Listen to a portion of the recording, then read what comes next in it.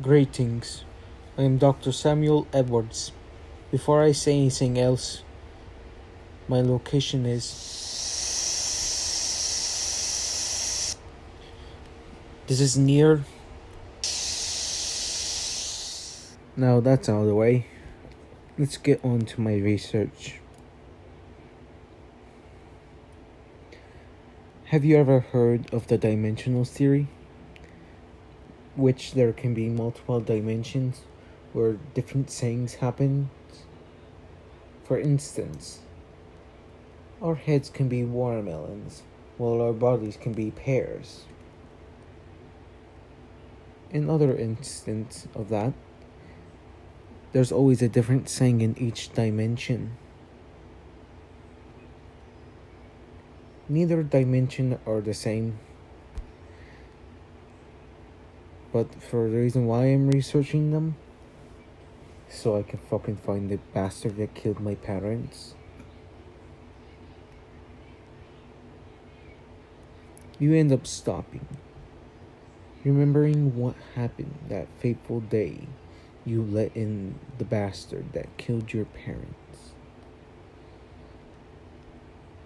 You almost hesitate to start talking right there and then, but you continue anyways. Well, let's say the bastard had eyes of galaxies. Galaxies and more galaxies in them. I still remember the day. I still remember the fateful words that came out of my mouth. Thanking him as my uncle. Which I don't even have an uncle for that, for some odd reason. I still remember the words that he said. Well, my dear nephew, are your parents home? You hear my little tiny voice saying, yes? Telling him to come inside. And he finally got inside. His head started turning to a bone white. Antlers started growing out of his head. Skull started growing bigger and bigger. His clothes ripped apart, leaving only dark fur.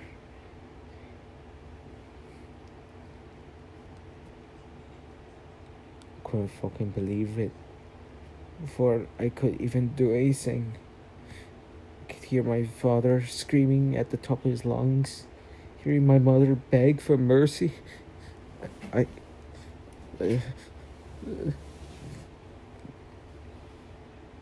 Before he even left, he presented me to them.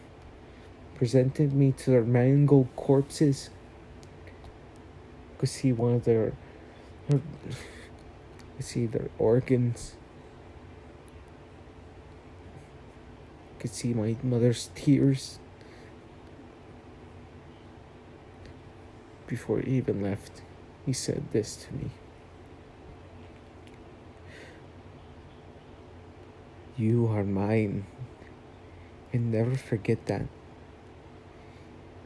You will be my everything one day, so be prepared for when I come. You cannot do nothing about it.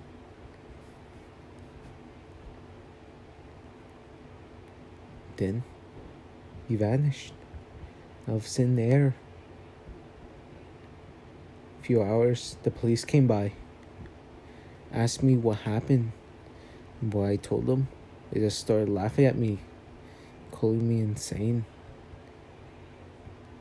What would they expect to listen to a little child that was only 7 years old, that just lost his parents to some fucking wendigo? I have no clue if it was a wendigo or not. But not to get off topic or anything. My research is leading me to believe that All our myths are just creatures from other worlds. Wendigos, it's just is one of them. So I won't be doing nothing so drastic today. But tomorrow, something may happen. Dr. Samuel Edward signing out. Turning off the camera. You begin walking out of your room and into the hallway, which you are reminded that this house had murder in it. Two couples, the original owners of the cabin, were murdered in their master bedroom, which is now your laboratory.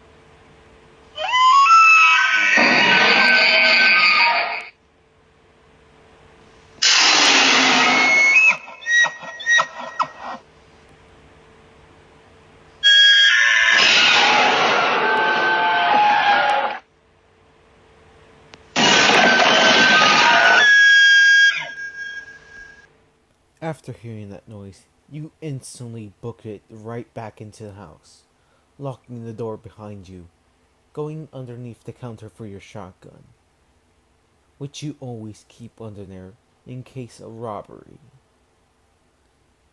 Just because you live in the middle of a woods doesn't mean you can't be protected.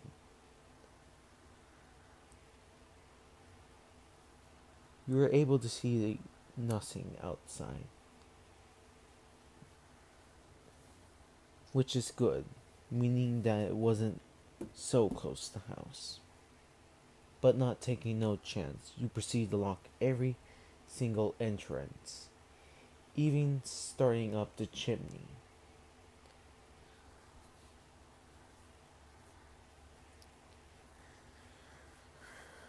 A moment later, you went back to the same window that you came to see if it was out there. What you could see was your sandwich was still out there on the table and a faint outline of the wendigo. Your heart starts beating at a rapid it pace. You don't know if you should run for your life or stand your ground and fight it.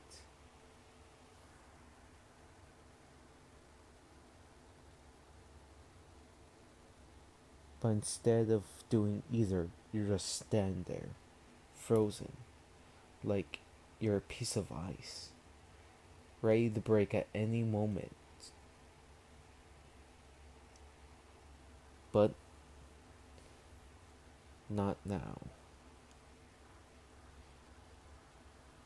The Wendigo moves a bit closer. You're able to see a little bit more of its outline, but not enough, so that you can tell how dangerous it is. It moves up a bit more closer, near your sandwich, that you mindly left out there, not even finishing it.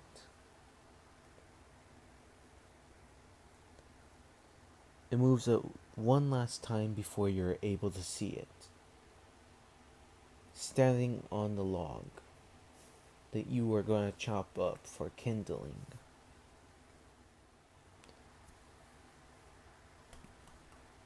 You could see that its fur was a bit more gray than black. You could see a scar on his chest and see those empty eyes staring right at you. Right at you, like there's some intelligence behind them. Not wanting to make a single movement, letting it know that you are there. You cautiously just move your shotgun up, hoping that it doesn't see you much more. But it just continues to stand there and breathe. Just breathe.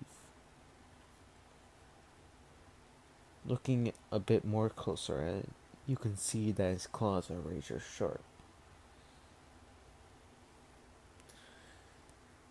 If those were to get on you, boy, you'd be in a world of trouble. But before I could do anything, he soon went for the sandwich.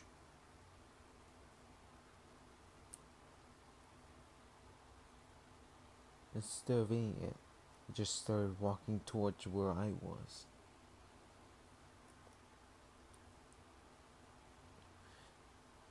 After footstep, it finally got to where I was. Looking right at me, with its eyes. I was afraid to do anything at that point.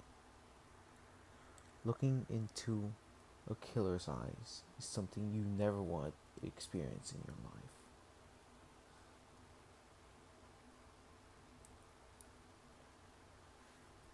But next thing I knew, I blacked out.